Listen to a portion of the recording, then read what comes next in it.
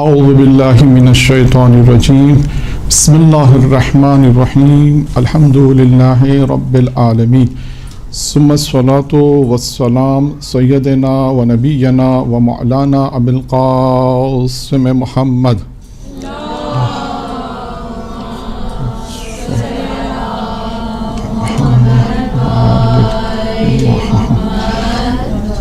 وآل بیتہ الطیبین الطاہرین اما بعد۔ توبہ یعنی انسان کو کمالات تک پہنچانے میں توبہ کا بہت اہم کردار ہے، کیونکہ توبہ دو کام کرتا ہے۔ دو کام کون سے ہیں؟ رفع نقص، رفع یعنی دور، یعنی آپ اس کو آسان اردو میں کہیں کہ آپ کے عیب کو دور کر دیتا ہے۔ عیب کو دور کرتا ہے پہلا کام یہ، یعنی جو عیب تھا انسان میں، توبہ آپ نے اگر سچی توبہ کی، اس کی مثالیں آئیں گی کہ سچی توبہ بھی کسے کہتے ہیں اور حقیقی توبہ کسے کہتے ہیں، وہ آج بیان ہوگا۔ تو یعنی پہلا ہمیں یہ سمجھنا ہے کہ توبہ اگر انسان کرتا ہے تو وہ توبہ خود کیا کام انجام دیتا ہے۔ انہوں نے بیان کیا کہ دو کام کرتا ہے، ایک آپ کے عیب کو دور کرتا ہے، جو انسان کے اندر عیب آ جاتا ہے گناہ کی وجہ سے جو عیب آ جاتا ہے اس عیب کو دور کرتا ہے، اور دوسرا آپ کو کمالات کی طرف لے جاتا ہے، تحصیل کمالات، یعنی انسان اس تک کمالات حاصل کرتا ہے جو کمال حاصل کیسے کیا جائے۔ اب اس کی مثالیں آئیں گی آج کہ دیکھیں انسان کیسے کمالات تک پہنچتا ہے۔ لیکن اس سے پہلے اچھا، اب توبہ کے اندر دیکھیں میں نے دو چیزیں بیان کی تھیں، سب توبہ کے اندر دو چیزیں بہت اہم ہیں۔ دو چیزیں کون سی تھیں؟ ہاں، ایک اللہ کے حقوق کی ادائیگی ہے اور ایک انسان کی۔ یہ دو چیزیں بہت اہم ہیں۔ اب آئیے توبہ کے شرائط جو امیر المومنین علی بن ابی طالب علیہ الصلوۃ والسلام کی روایت ہے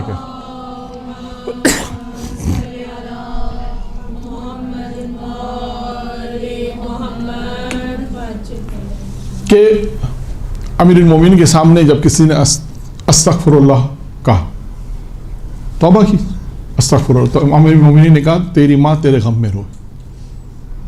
تو یہ معلوم ہے توبہ کیا چیز ہے؟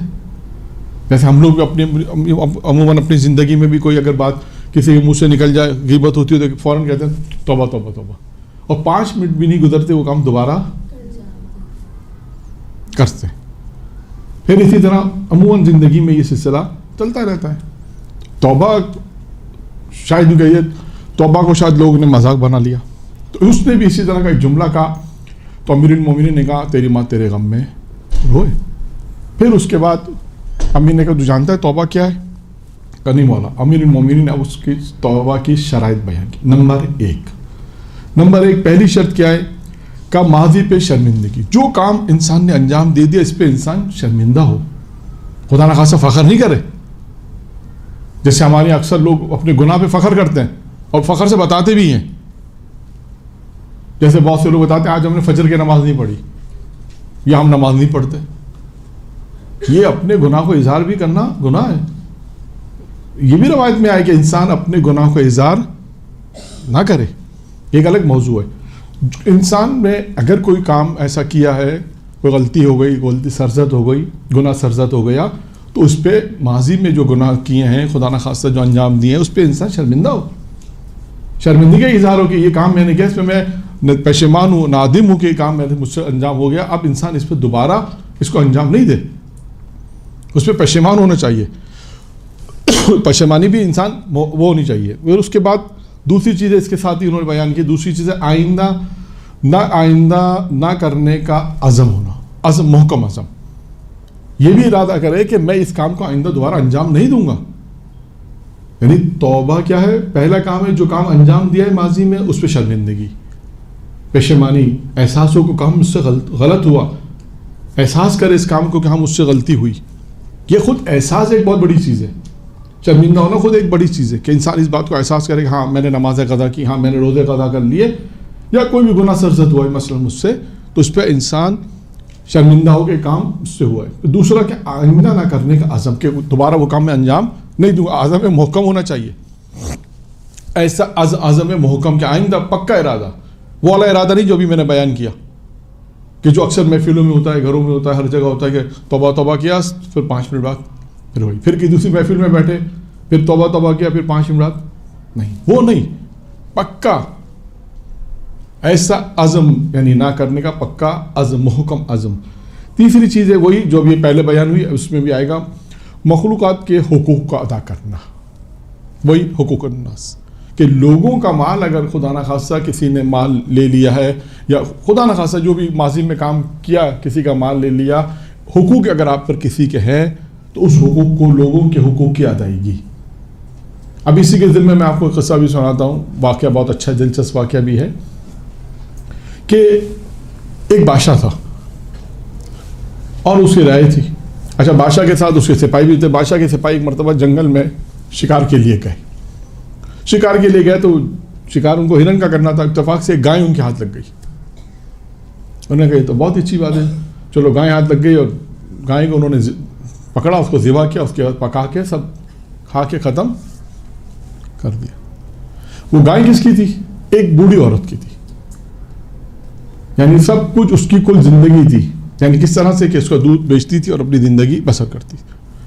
اس نے کام کیا کیا، اس کو اطلاع ملی کہ یہ میرے ساتھ تو یہ زیادتی ہو گئی ہے کہ میرا مال جو تھا وہ لوگوں نے جو ہے وہ اس طرح کرے، اب وہ کیا کرے، پریشان ہے۔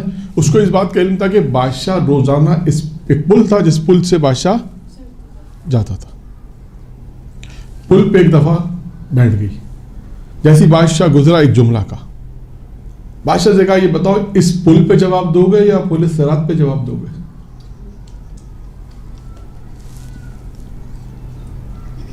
بادشاہ پریشان ہو گیا، کیا مطلب، کیا چاہتی ہو؟ اس نے کہا کہ آپ کے کارندوں نے یہ ظلم کیا میرے ساتھ۔ بادشاہ نے تحقیق کی، پتہ چلا بالکل صحیح تھا۔ اب بادشاہ نے ان لوگوں کو تو سزا دی جن لوگوں نے یہ کام کیا تھا۔ اب کیا کہ بادشاہ نے اس عورت کو 70 گائیں دی، 70 اس کے عوض میں۔ ایسا جیسے ہم کہتے ہیں نا کسی کا مال اگر آپ لے لیں خدا نخواستہ تو بعد میں کہتے ہیں کہ آپ اس سے حلال کرو، حلال مطلب آپ یا تو اس سے اجازت لے لیں کہ بھائی مال اگر مجھ سے آپ کا مال 20 سال پہلے 10 سال پہلے میں نے مثال کے طور پر لیا تھا، یا تو آپ مجھے حلال کر دیں جسے ہم لوگ کہتے ہیں، یا آپ مجھ سے اس کے پیسے لے لیں، دو ہی حل ہے نا۔ اور آپ اکثر دیکھیں گے نماز جنازہ جب ہوتی ہے تو وہاں پر ایک اعلان ہوتا ہے، کیا اعلان ہوتا ہے کہ اگر محروم پر کسی کا کوئی حق ہے، قرض ہے، یا تو وہ ان کے وارثین سے جا کے بات کر لے کہ بھائی ان سے ہمارے پیسے نکلتے ہیں یا ان کو دینے، جو بھی حساب کتاب ہے، یا تو ان سے جا کے بات کر لے یا معاف کر دے، دو میں سے ایک چیز ہے۔ اب دیکھیں بادشاہ نے کیا کیا، واقعہ پورا نہیں ہوا، بادشاہ نے 70 گائیں دیں سے، اب یہ خوش ہو گئے، اور اس کے بعد اسے یہ پتہ چلا، بڑھیا کو یہ پتہ چلا کہ بادشاہ مر گیا۔ اب کیا ہوا، لیکن یہ ہے کہ حق ادا دینے کا ہوتا کیا ہے، بعض اوقات اس کا بھی نتیجہ ہے۔ بڑھیا آئی بادشاہ کی قبر پر اور کہنے لگی کہ پروردگارا اس نے میرے ساتھ انصاف کیا، تو بھی اس کے ساتھ انصاف کر، اور اس نے میرے ساتھ انصاف کیا، تو بھی اس پہ رحم کر، بلکہ خدا انصاف کرے گا تو مشکل ہو جائے گا، یعنی اس پہ تو رحم کریے گا۔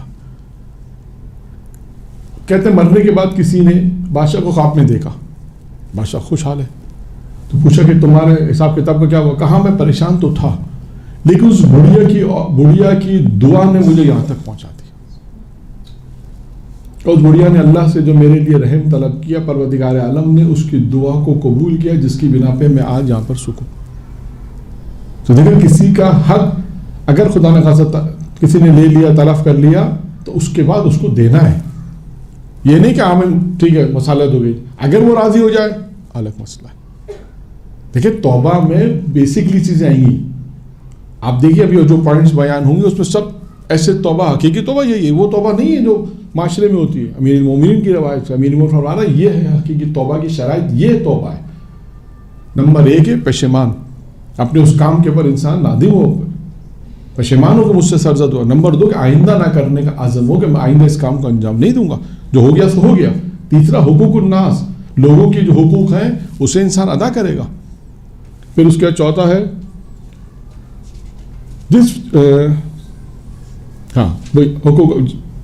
چوتھا وہ یہ پروردگار عالم کیا حقوق، جو فریضہ آپ کا رہ گیا ہے، ضائع کیا جو فریضہ، نماز، روزے، حج، زکوٰۃ، جو بھی فریضہ آپ کا رہ گیا اس کو ادا کرنا. جو چیز انسان کی رہ گئی ہے انسان اس کو ادا کرے گا. یہ نہیں کہ اگر نماز 2 سال نہیں پڑھی 4 سال نہیں پڑھی تو بس ٹھیک ہے اب تو نہیں پڑھی تو نہیں پڑھی, اللہ تو غفور الرحیم ہے, اللہ تو معاف کر دے گا. نہیں, اللہ غفور الرحیم ہے, لیکن جو انسان پر واجبات ہیں جو ادا کرنے ہیں وہ ادا کرے. تبھی آپ دیکھیں کہ بعض والدین کا جب انتقال ہوتا ہے, بالخصوص باپ کی جو قضا نماز واجب ہے, آپ دیکھیں اس میں بچے جو ہیں وہ فوراً, باپ اگر نہیں پڑھتا تھا نماز, یا بہت سے ایسے مسائل ہوتے ہیں کہ بچے چاہتے ہیں کہ بھائی تو باپ مر گیا ہے تو اس کے لیے جو ہے وہ نمازیں رہ گئی ہیں, روزے رہ گئے ہیں, حج رہ گیا, تو وہ بچے اس کے مال میں سے اس کو ادا کرواتے. یہ بھی اچھا ہے کہ پروردگار عالم نے ایسی اولاد, یعنی انہوں نے اپنی ماں باپ نے ایسی تربیت کی کہ اولاد یہ کام کر رہی ہے. ورنہ کتنے ایسے اور بھی بچے ہیں وہ کہتے ہیں باپ مر گیا ٹھیک ہے اس کے پیسوں سے اپنی زندگی بسر کر رہے ہیں, کہتے ہیں نماز نہیں پڑھی تو ہم کیا کریں. کیوں نماز نہیں پڑھی اس نے, کیوں اس نے حج نہیں کیا.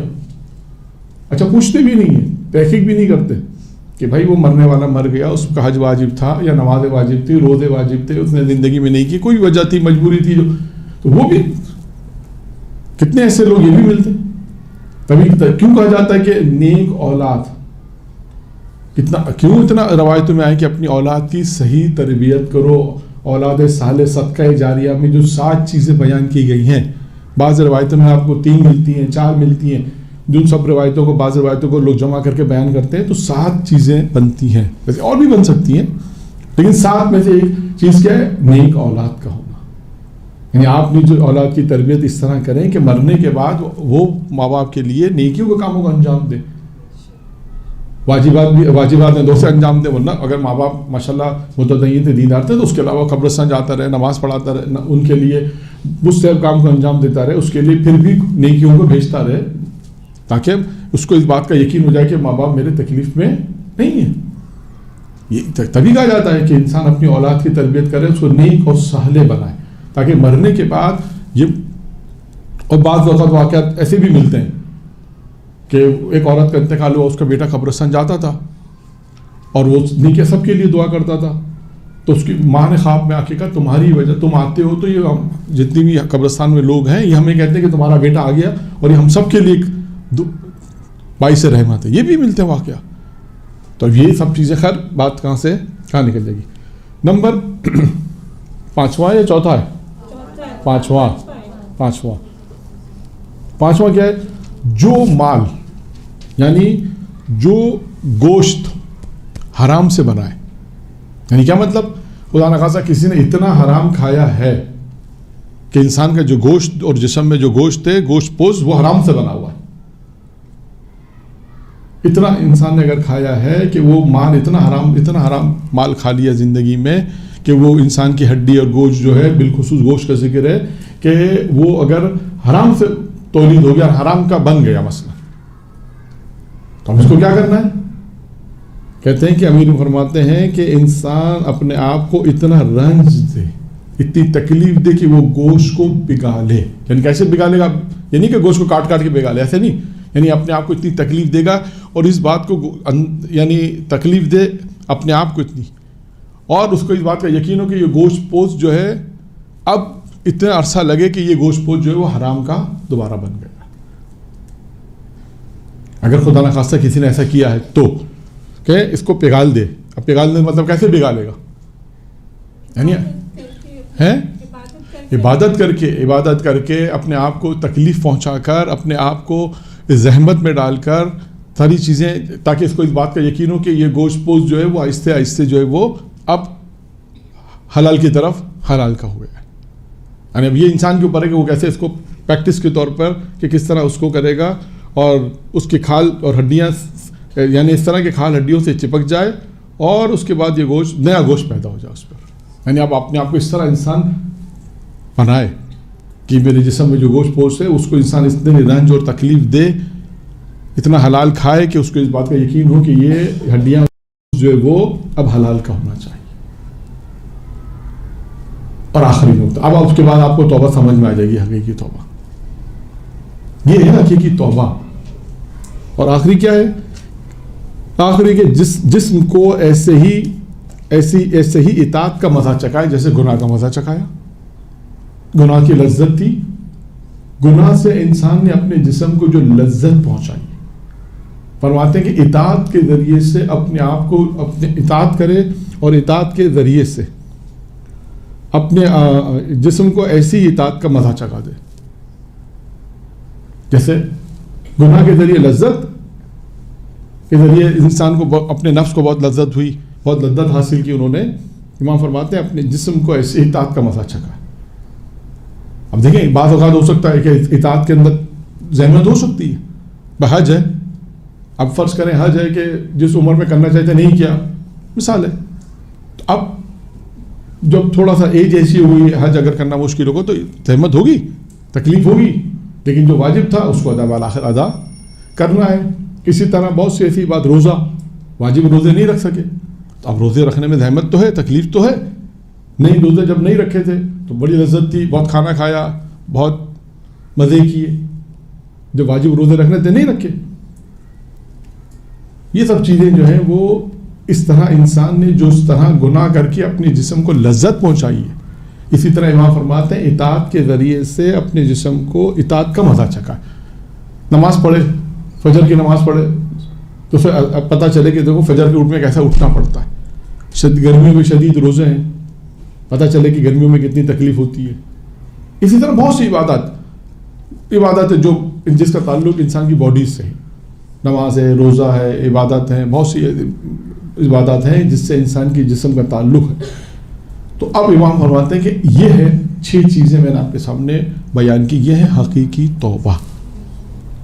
اب آپ کو دیکھیں توبہ یہ ہے، وہ توبہ نہیں ہے جو میں نے پہلے بھی عرض کیا کہ جو ہم معاشرے میں توبہ کرتے ہیں، نہیں، بلکہ توبہ آپ ان توبہ کے ذریعے سے آپ کو پتہ چلے گا کہ دیکھیں توبہ کسے کہتے ہیں. اب آئیے 2 واقعات کہ جنہوں نے حقیقی ایسی توبہ کی کہ جس کی بنا پر ان کی زندگی بھی تبدیل ہو گئی. جو وعدہ امام نے کیا اس میں آئے گا. اور اس کے بعد کہ جسے کہتے ہیں نا توبہ. اب فرض کریں یہ 6 چیزیں میں بیان کر دوں آپ کو. کوئی پریکٹیکلی بات اگر بیان نہ کروں تو ایک سوال رہتا ہے کہ مولانا یہ حقیقی توبہ ہوگی کیسے؟ کیونکہ عموماً چاہے میں درس دوں یا مجلس پڑھوں اس میں یہی سوال آتا ہے.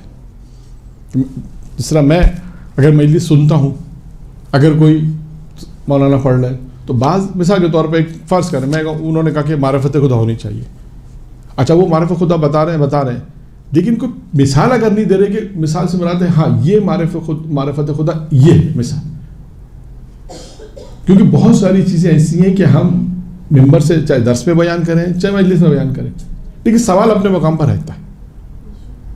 اب جیسے یہ مثال ہے کہ توبہ حقیقی ہے. اچھا ٹھیک ہے مولانا 6 چیزیں ہو گئی، ٹھیک ہے میری. اب کیا اس کی کوئی پریکٹیکل مثال موجود ہے؟ بہت مثالیں، ایک نہیں ہے، کئی مثالیں پریکٹیکلی طور پہ جن لوگوں نے ان چیزوں کو حقیقی طور پر قبول کیا اور عمل کیا. تبھی آپ دیکھیں جو لوگ کمال تک کیسے پہنچے. کتنے ایسے لوگ ہیں جو کمال کی منزل پہ پہنچے ہیں، کمال حاصل کیا ہے، اور ان کو دیکھیے انہوں نے اپنے آپ کو ایسا بنا دیا کہ آپ خود یہ کہتی ہیں کہ ہاں یہ کمال ہے. تو پوچھو کمال آیا کیسے؟ یہ ایک سوال. اور یہ کمال تک پہنچے کیسے؟ تو پتہ یہ چلے گا. آپ دیکھیے گا بیشتر کی بہت سارے لوگوں کی زندگی میں ایسا ہے، بہت سارے لوگ. کچھ لوگوں نے اپنے آپ کو نفس توبہ اس میں شامل حل نہیں ہوگا. بہت سے ایسے بڑے آیت اللہ کی زندگی آپ کو ایسے مل جائے گی کہ جنہوں نے اپنے آپ کو واجبات کی ادائیگی، ابھی آئے گا اگر آج کے درس میں آیا دوسرے سیشن میں، کہ بہت ساری چیزیں ایسی ہیں کہ جو انسان نے انجام دیں اور اس کے بعد ہو سکتا ہے کہ اس میں گناہ نہ ہو، صرف نیکیاں، مستحبات، واجبات کو ادا کرنا، مستحبات کو ادا کرنا، مذکورات کو ترک کرنا، وہ تمام چیزیں بھی انسان کو ہو سکتا ہے کمال تک پہنچا ہے کہ وہ چیزیں انسان کو کمال تک پہنچا. نماز شب ہے، بہت ساری چیزیں ہیں.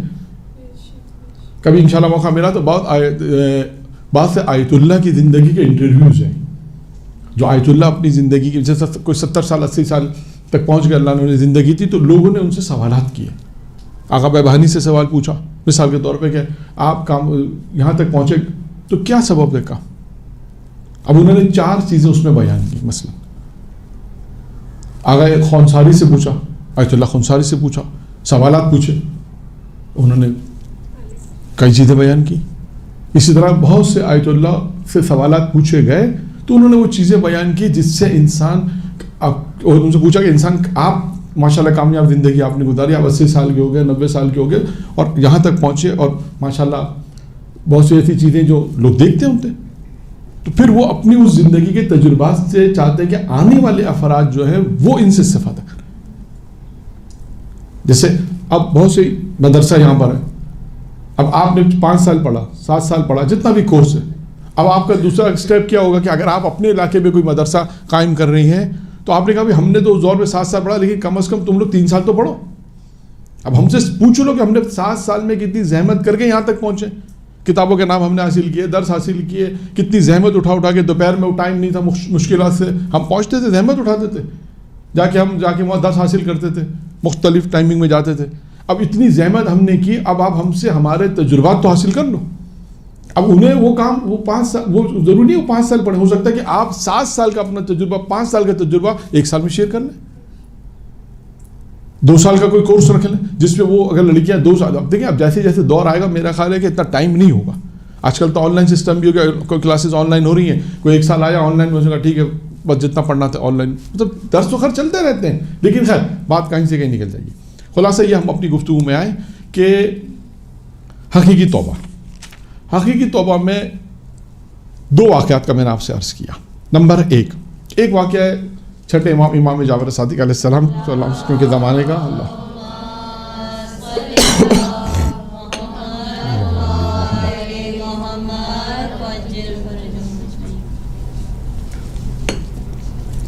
کہ ان کے زمانے کا واقعہ ہے کہ ایک شخص ابو بصیر کا ہمسائے پڑوسی تھا، اور وہ جو پڑوسی تھا ابو بصیر کا، وہ ظالم بادشاہ کے ساتھ اٹھنا بیٹھنا، لوگوں کو تنگ کرنا. ظالم بادشاہ کے ساتھ جب انسان بیٹھتا ہے بادشاہوں کے ساتھ تو یہ چیز ملتی ہے، لوگوں کو تنگ کرنا، ہمسائے کو تنگ کرنا، مختلف، یعنی لکھا کلن برے کام انجام دیتا، برے کاموں کو انجام دیتا تھا. کہتے ہیں کہ اتنے برے کاموں کا انجام دیتا تھا. پھر ایک مرتبہ اس نے ابو بصیر سے کہا کہ تم مدینے جا رہے ہو تو اپنے امام کو کہنا میرے لیے دعا کرے. یہ بھی اس واقعے میں کئی چیزیں آئیں گی، ابھی دیکھیں اسٹیپ بائی اسٹیپ چلتے. کیا کہا اس نے امام سے، کیا کہا اس نے اپنے ابو بصیر سے کہا کہ امام سے کہنا کہ میرے لیے دعا کریں. ابو بصیر پہنچے مدینہ پہنچنے کے بعد ابو بصیر نے جب امام کو یہ کہا، اس کا پیغام دیا، تو امام علیہ السلام نے کیا کہا؟ امام علیہ السلام نے کہا اس سے یہ کہنا، امام علیہ السلام نے کہا اس سے یہ کہنا کہ اگر وہ گناہوں کو ترک کرنا چھوڑ دے.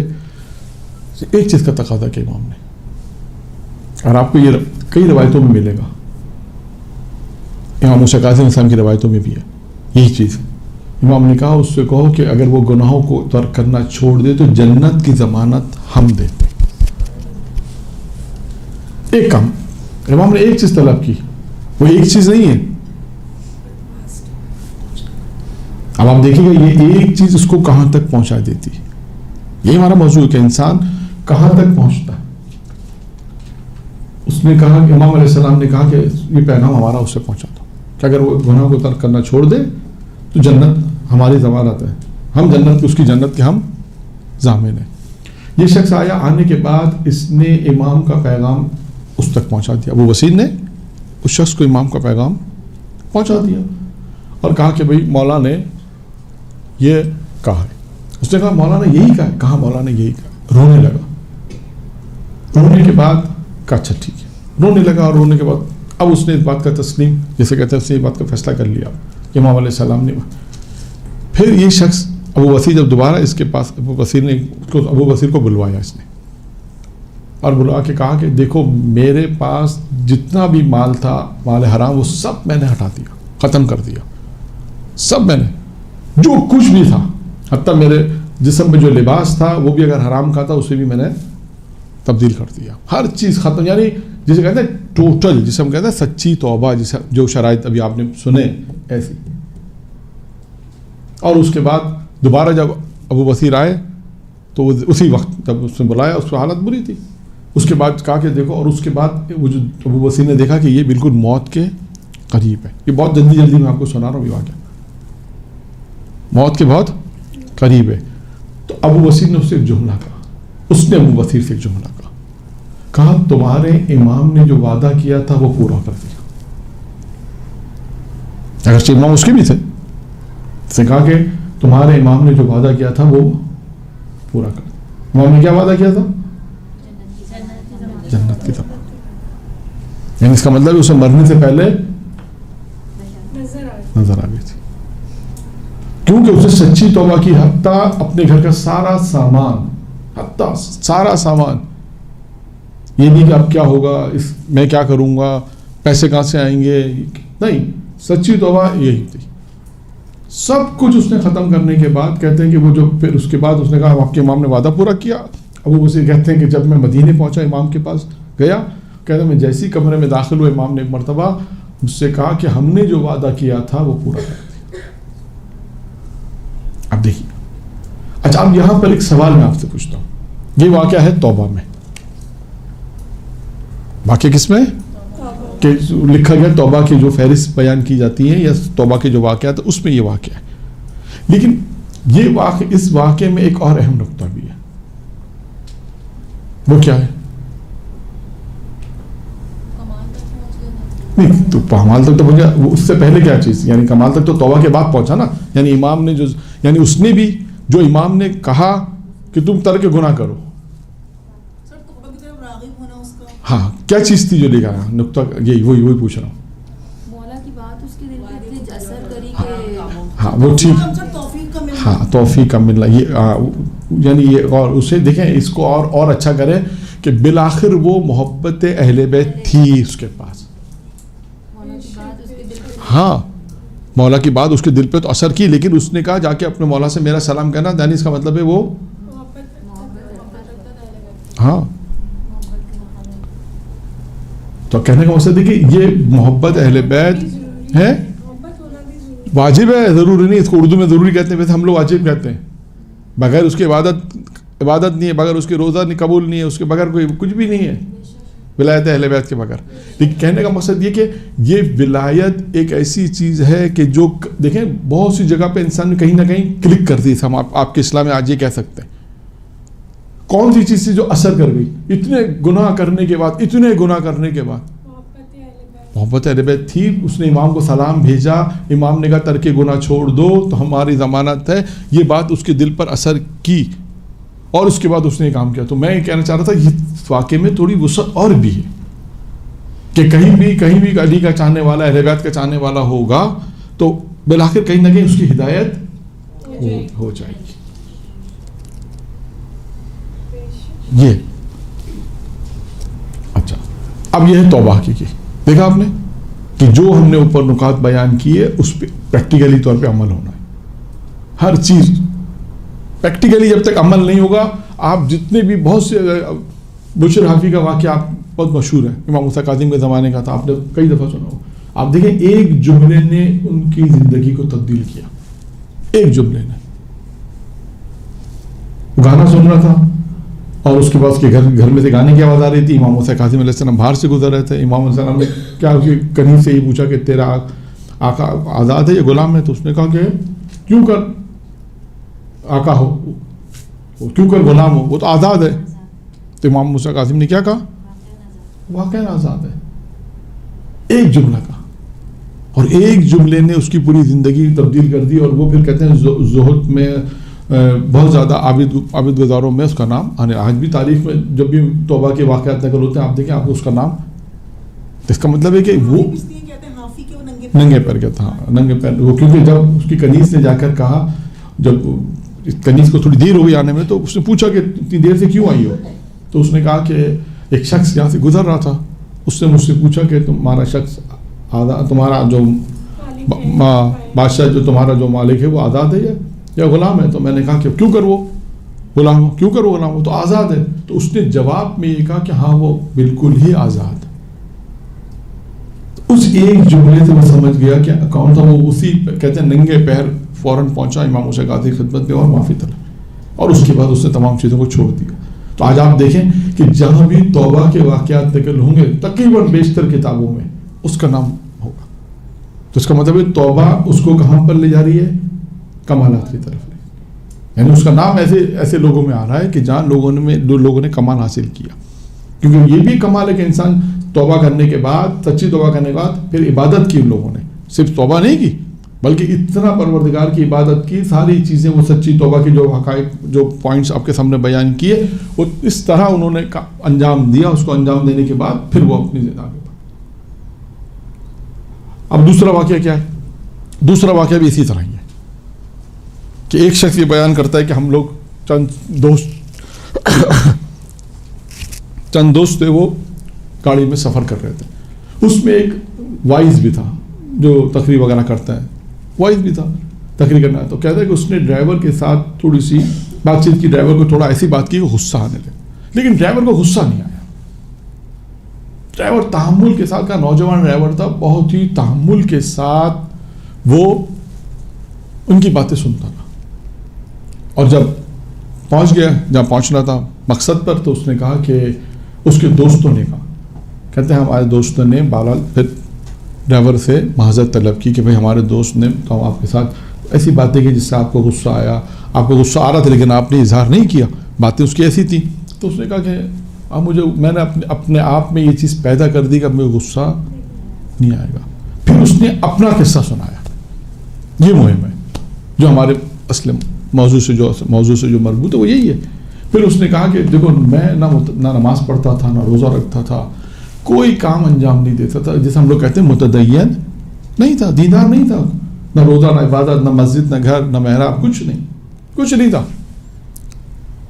کہا ایک مرتبہ شب عاشور عزاداری کے لیے میرے تمام گھر والے مسجد کی طرف گئے. کہا میں بھی بے اختیار جو ہے وہ مسجد کی طرف گیا.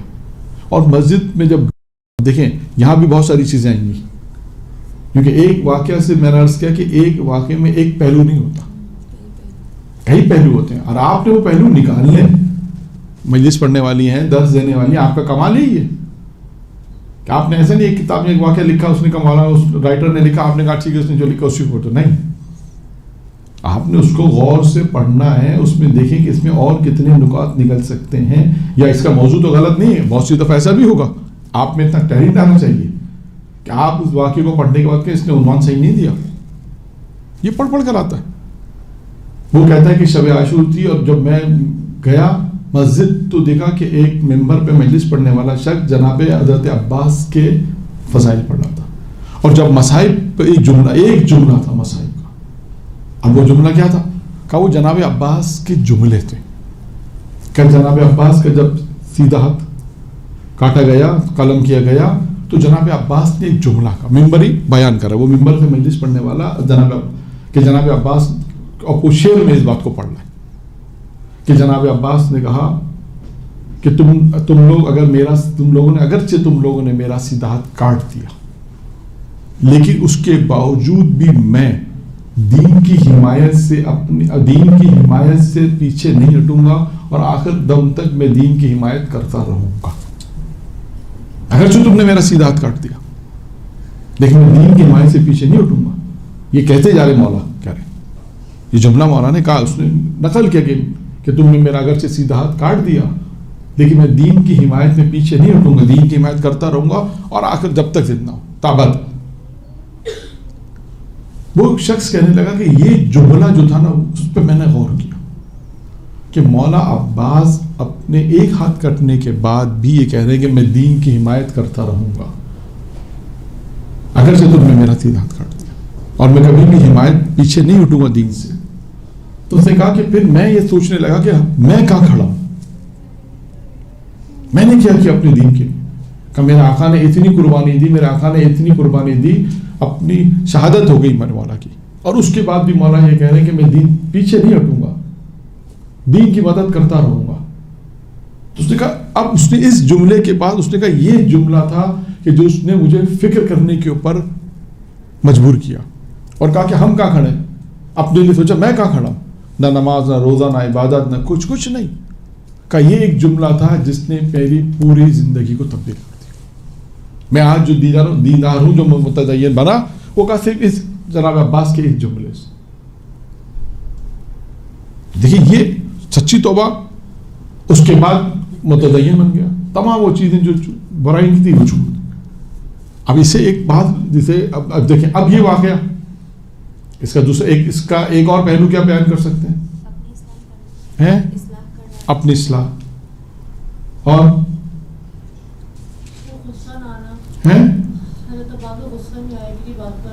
नहीं, गुस्सा तो नहीं है, लेकिन इस शख्स के अंदर और यानी हम इस वाक़े में और क्या पहलू ढूंढ सकते हैं? मोहब्बत अहले बैत के साथ कि हम उनसे मोहब्बत कर रहे हैं, लेकिन अगर वो तमाम चीज़ें हमें नहीं है तो उस मोहब्बत का क्या फ़ायदा है? नहीं देखिए, ये अलबत्ता एक लंबी बहस है ये भी कि बिल आखिर कहीं ना कहीं वो मोहब्बत, मैं एक जुमला मुख्तसर करता हूँ आपको, ठीक है? एक इंसान है, मोहब्बत है, जैसे आप दोनों वाक़े में मोहब्बत अहले बैत है या नहीं है या नहीं है? तो काम आ गया या नहीं है? काम होगी बात, आपका सवाल का जवाब आ गया। ठीक है, वक्ती तौर पे मैं मोहब्बत अहले बैत है मेरे पास, ठीक है, मैं नमाज नहीं पढ़ रहा हूँ, रोज़ा नहीं रख रहा हूँ, ठीक है, वो रहनुमाई मुझे नहीं मिल पा रही, लेकिन बिल आखिर एक वक्त ऐसा आएगा, 1 साल बाद नहीं, 2 साल बाद नहीं, हो सकता है कि मैं ज़ियारत पे चले जाऊँ। आप ज़ियारत पे जो लोग करबला जाते हैं, आप देखें उनको कितनी हिदायत मिलती है, यहाँ पे रहने वालों को मिलती है, ऐसा नहीं है। हर दुनिया में, हर जगह, पूरे दुनिया के हर जगह पर आप देखें, सिर्फ ये करबला ईरान नहीं, लेकिन इनकी मिसाल इसलिए ज़्यादा देते हैं कि ये नज़र भी आता है, ज़्यादा नज़र आ जाता है और वाक़यात सामने जल्दी आ जाते हैं। क्यों हम जानते हैं कि नमाज नहीं पढ़ा, तो पूछो नमाज क्यों पढ़ा, क्यों पढ़ रहे नमाज, तुम तो बेनमाजी थे। करबला जब से गया मौलाना नमाजी बना दी, कब जब से करबला गए हिजाब करने लगे, जब से करबला गए हज करने लगे, जब से करबला गए मौला की मार्फत बढ़ती चली गई, जब से करबला गए कि हमने बहुत है ऐसे लोग। तो आपका जो सवाल है कि नहीं, मोहब्बत अहले बैत काम आती है, टाइम लगेगा, इसलिए कि उसकी तरबियत ऐसी नहीं हुई। उसकी तरबियत ये हुई कि बचपन से मोहब्बत ठीक है, मजलिस में जा रहे हैं, ठीक है, हो सकता है कि उसकी तरबियत में ऐसी कोताही कुछ हो गई जिसकी बिना पे उसको ये मारिफत नहीं हुई वाजिबात की तरफ, लेकिन दोस्तों की वजह से मजलिस में एक इसमें अहम नुक्ता जो है वो ये कि मजलिस में जाने का फ़ायदा, मजलिस में जाने का फ़ायदा बहुत ज़रूरी है, ये ध्यान में रखिएगा कि इंसान मजलिस में जब ये जाता है इंसान, इसका फ़ायदा क्या। आज जुमे का दिन है, इंशाल्लाह अभी टाइम तकरीबन 5 बज रहे हैं, ठीक है। इसके बाद जो दूसरा जलसा होगा उसमें मैं एक वाक़या आज के दिन के एतबार से, क्योंकि इमाम ज़माना का भी दिन है,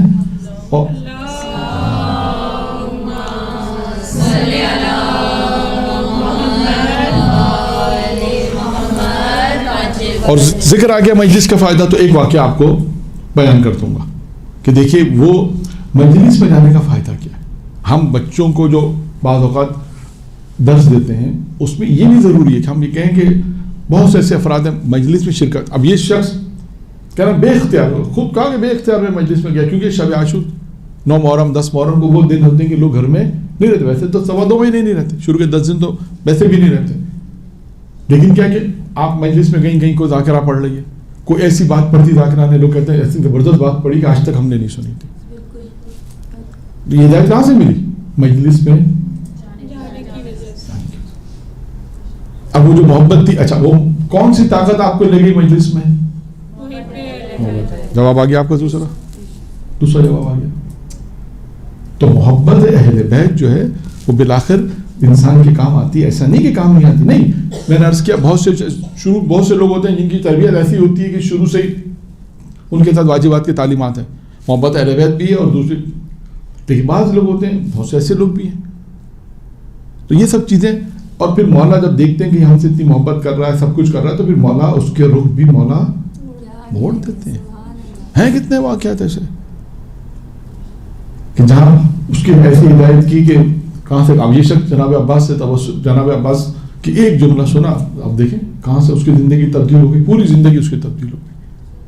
तो ये सच्ची तौबा है, ये है सच्ची तौबा जो अमीरुल मोमिनीन ने फरमाई शुरू में, जो मैंने आपके सामने बयान किया कि 6 नुकात हैं, ये है। उसके बाद फिर आप ये वो अफराद तारीख़ में नज़र आएंगे, ऐसे अफराद के जिनकी सच्ची तौबा जो इन्हें एक मकाम तक पहुँचा देती है। दुरूद पढ़े मोहम्मद व आले मोहम्मद।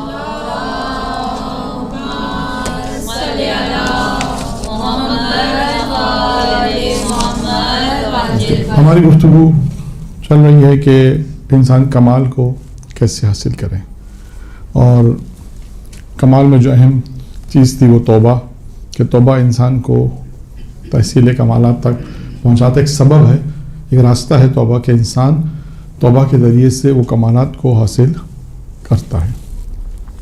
اور بھی جو چیزیں بیان کی گئی ہیں اس میں مختلف چیزیں بیان ہوں گی، لیکن اس سے پہلے جب میں نے آپ سے عرض کیا کہ ہمارا موضوع جو بیچ میں آیا کہ توبہ کے حوالے سے ہی جو حضرت عباس علیہ السلام کے توسل سے اس کی زندگی تبدیل ہو گئی، اور اس نے جب یہ دیکھا کہ مولا کا جملہ جب شاعر اس نے شعر میں کوٹ کیا ذاکر نے، تو اس نے اس کے بعد یہ کہا کہ میرے مولا نے اتنی قربانی دی تو میں نے کیا کیا۔ یہاں سے ہم نے ایک موضوع آپ کے سامنے، ایک اور موضوع تھا، وہ تھا مجلس میں جانے کا فائدہ۔ یہ واقعہ بھی انہی کتابوں میں ملتا ہے کہ جس میں یہ بیان کیا گیا ہے کہ ایک شخص تھا جو ڈرائیور تھا، اور جو مشہد سے تہران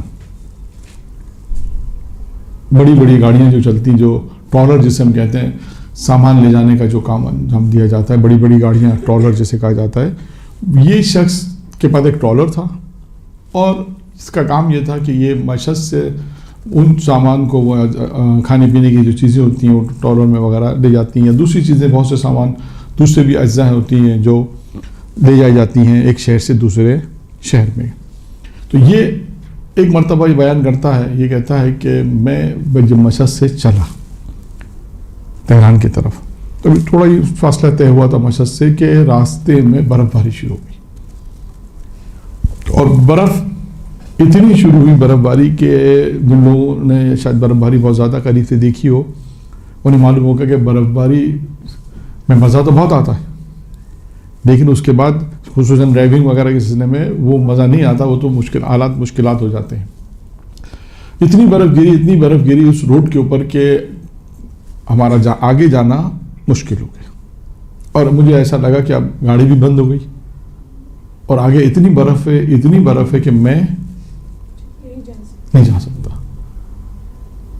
اب اس کے لیے اب دیکھیں یہ حالات ایک پریشانی کے حالات ہیں، انسان ہے، مختلف قسم کی مشکلات آتی ہیں، جن میں جملہ یہ ایک پریشانی آ گئی کہ اب کریں تو کیا کریں۔ اس شخص نے بہت زیادہ غور و فکر کیا، اور اس نے یہ دیکھا کہ اب موت کے علاوہ کچھ نہیں تھا ہم نے، کیونکہ برف اتنی برف ہے، شاید جن لوگوں نے اگر برف تو دیکھی ہوگی لیکن بہت زیادہ شاید برف نہیں دیکھی ہوگی، قریب سے دیکھی جو باہر ممالک میں، ایران وغیرہ میں بھی بہت برف گرتی، ہمدان ہے، اصفہان ہے، مشہد، ان علاقوں میں بہت برف گرتی۔ اب اس نے یہ دیکھا کہ میں آگے تو نہیں جا سکتا، ایسا ممکن نہیں ہے، اور اسے اب ایسا لگا جیسے میری موت یقین ہے، کیونکہ کوئی سننے والا بھی نہیں ہے۔ آج کا دور تو ہے نہیں کہ انسان موبائل کے ذریعے سے فون کر کے بلا لے کہ میں یہاں پھنس گیا ہوں، کوئی نہ کوئی مدد کرنے آ جائے، موبائل بھی نہیں ہے، کس کو فون کرے۔ اب یہ سب چیزیں ہوتی ہیں کہ انسان یہاں پر جب اس مرحلے پر آتا ہے تو انسان اپنے وقت کے امام کو پکارتا ہے، ویسے تو اہل بیت کو پکارتا ہی ہے۔ اب اس شخص نے کیا کہا، جو میں اصل موضوع جو میں نے بیان کرنا چاہ رہا تھا، اس شخص کے ذہن میں خیال آیا، اس نے کہا کہ میں 5 سال پہلے ایک مجلس میں گیا تھا، مجلس میں تو سب جاتا ہے، چاہنے والے سبھی جاتے ہیں، یہ متدین نہیں ہے، یہ ذہن میرا ہے، یہ نماز روزے والا آدمی نہیں ہے، ڈرائیور طبقہ ہے۔ اچھا ڈرائیور طبقہ ضروری نہیں کہ سارے ایسے ہوں، مطلب بہت سے ایسے لوگ ہوں جو نماز روزہ رکھتے ہیں، نماز بھی پڑھتے ہیں، روزہ بھی رکھتے ہیں، یہ ان میں سے نہیں ہے۔ اس نے خیال کیا، اس نے کہا کہ میں 5 سال پہلے ایک مجلس میں گیا تھا، اور ذاکر نے کہا کہ جب کبھی تو مشکل میں آؤ تو اپنے وقت کے امام کو پکارو۔ تو پھر اس نے اپنے وقت کے امام کو پکارا، اور امام زمانہ کو پکار کے کہا کہ مولا مجھے زندگی دے دو، میں اپنی زندگی تبدیل کر دوں گا۔ یہاں پہ میں اس لیے روک رہا ہوں کہ یہ فائدہ تھا مجلس میں جانے کا، جو میں نے موضوع آپ کو وہاں بیان کیا تھا کہ مجلس میں جانے کے بھی فوائد ہیں۔ حبیب نے مظاہر کو کسی نے خواب میں دیکھا تو پوچھا اگر دنیا میں اللہ تمہیں دنیا میں بھیجے زندگی دے تو کیا کام انجام؟ تو کہا کہ میں مجلس حسین میں شریک ہونا چاہتا ہوں۔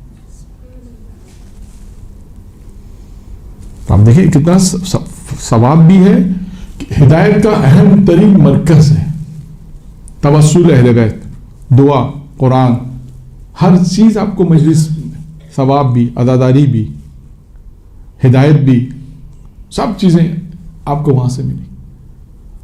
یاد معصوم، یاد خدا، یاد پیغمبر، کتنی چیزیں جو انسان کے لیے مجلس میں جب انسان آتا ہے تو انسان کے لیے راہیں کھلتی ہیں، سبب کھلتے ہیں، اور مختلف چیزیں انسان کو ترقی کی طرف خود، یعنی مجلس یوں سمجھیے، مجلس وہ منبع ہے، وہ جگہ ہے جہاں سے انسان ترقی حاصل کرتا ہے.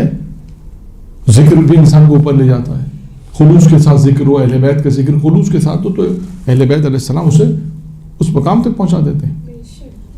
اب اس شخص نے کیا کہا کہ میں 5 سال پہلے ایک مجلس میں گیا تھا اور ذاکر نے کہا جب وہ بھی مشکل میں آؤ تو اپنے وقت کے امام کو پکارو. تو اس نے اس وقت اپنے وقت کے امام کو پکارا، امام زمانہ کو پکار کے کہا مولا مجھے اس مشکل سے نکال دو، میری زندگی بچ گیا تو میں اپنی زندگی تبدیل کر دوں گا، میں نمازی نہیں ہوں، نماز پڑھوں گا، میں روزے رکھوں گا، اور بیوی حجاب نہیں کرتی، بیوی کو بھی حجاب کراؤں گا، تمام دین پہ متدین بن جاؤں گا.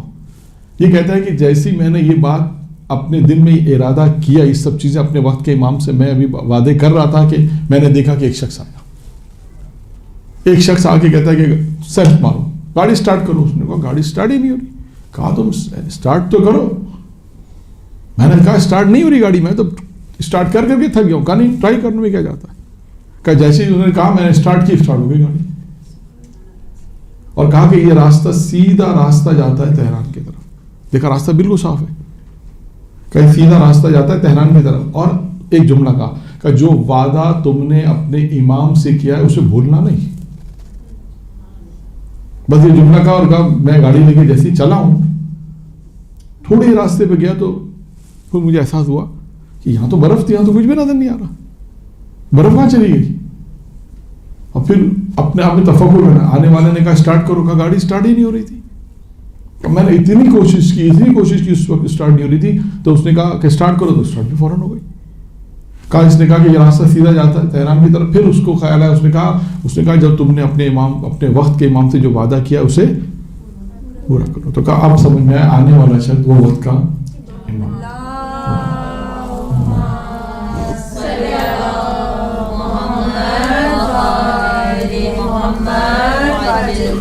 تو دیکھیں ایسا بھی ہوتا ہے کہ انسان اپنے وقت کے امام کو پکارتا ہے، اور ایک نہیں کئی واقعات ایسے ہیں کہ امام آئے ہیں اور مختلف طریقوں سے مدد کی. بہت سے ایسے واقعات آپ کو ملیں گے. تو خیر موضوع ہمارا تھا مجلس میں جانے کا فائدہ کیا تھا.